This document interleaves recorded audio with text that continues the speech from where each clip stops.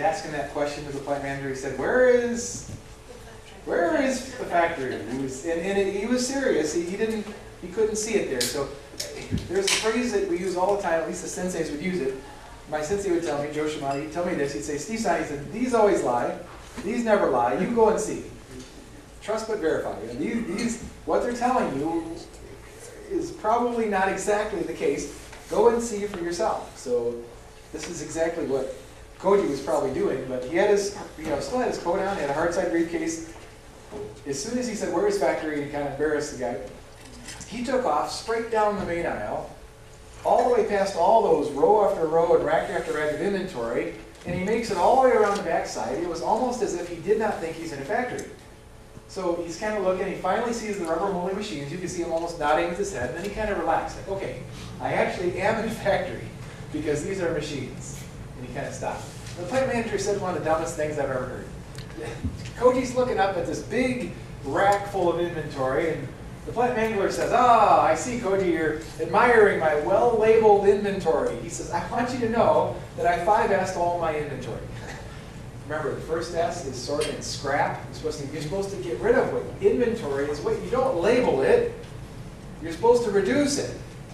And by the way, when you get it, so what he did is he set up one full rack, the whole rack, even though it only needed a couple holes, for part number 1. So work in process 1 came off the machine, and all these little rubber grommets is what they were. There's about 10,000 of them in a big container. Each container is almost a ton.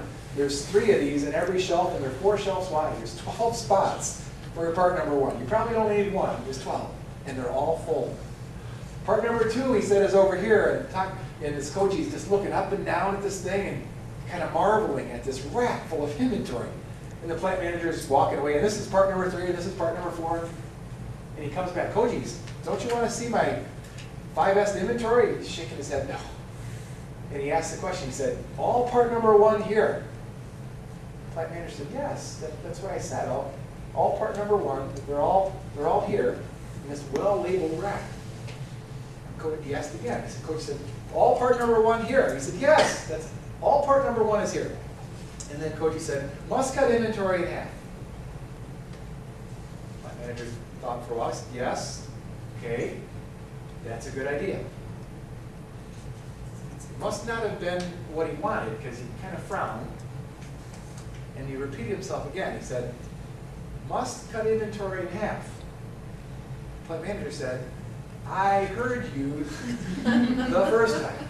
Now, the only way to describe what's going to happen next is the word sumo. That's just this skinny little Japanese gentleman. He places 1 foot down, and he said, must cut inventory in half. Well, the plant manager he's an ex-football player. He's a big dude.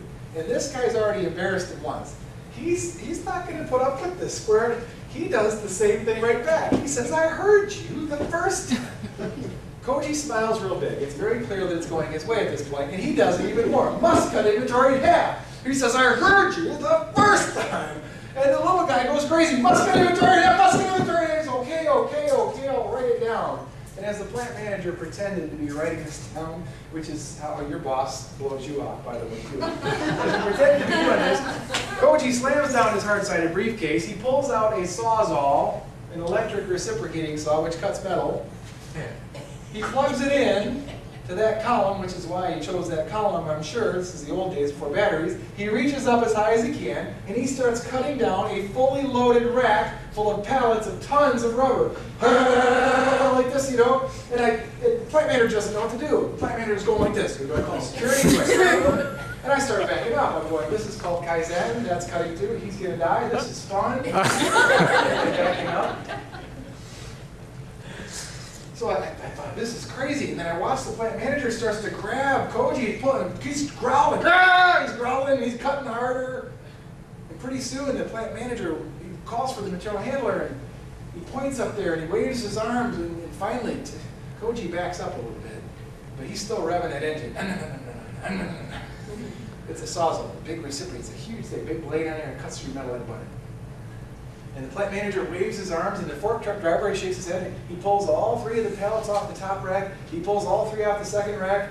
There's metal shavings all over everything by now, and you might as well let him go. The plant manager waves his arms, and Koji smiled real big. He plugs his extension cord in. He ripped off all 4 of those posts of a very well-labeled part number 1 work in process inventory rack. And that fork truck driver lifted that thing off, and last I saw it, that well-labeled half of the rack was heading for the back 40. Koji opened up his briefcase then. It was at that point I realized the only thing in his briefcase was a Sawzall. Slammed it down and brushed himself off. He said, inventory in half. Now we can begin the workshop. That was the first 15 minutes of my first Kaizen event with this group. Crazy. So I remember later that night, nice dinner, karaoke, you make me, all that, squint test. I had to say something. I said, Koji, I have to tell you something about that. Let's cut inventory in half. I said, you could have died. He said, no, Steve. I said, I trusted he would stop me. Stop you? This guy had a big belly. That's what we call him. I said, you embarrassed Big Belly twice. I bet this guy's never been embarrassed. You did it twice in 15 minutes. He'd just as soon see you dead. He says, no, Steve's on it. I said, I want you to know something. I do that every time that I walk into an American factory. He said, it is my signature. He said, you get your own signature. It's my signature. He says, I know when to stop. He says, but I want to teach you something here. Sorry, Dave. I said I wouldn't move.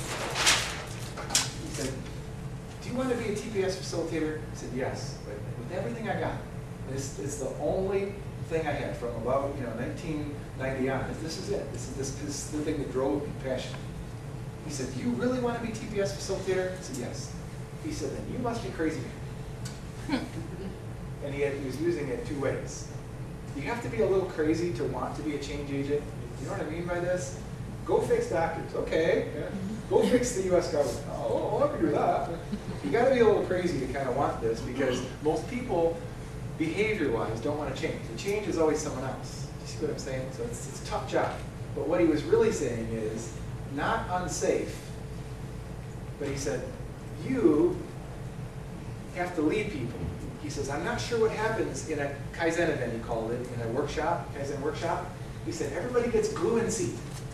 Glue in seat. Everyone only wants to sit in conference room. He said, everybody eat the donut, eat the donut, eat the donut. He says, you have to get them out of seat to the factory floor. That's the place where change occurs. He says, you must lead them. They will not go farther, they will not go faster, they will not make change if you don't. You must be crazy. You must develop, you wrote it down, so I thought it was useful. You must develop a bias for action, a penchant for, a leaning towards, a desire for action, or it won't happen. You have to develop a bias for action.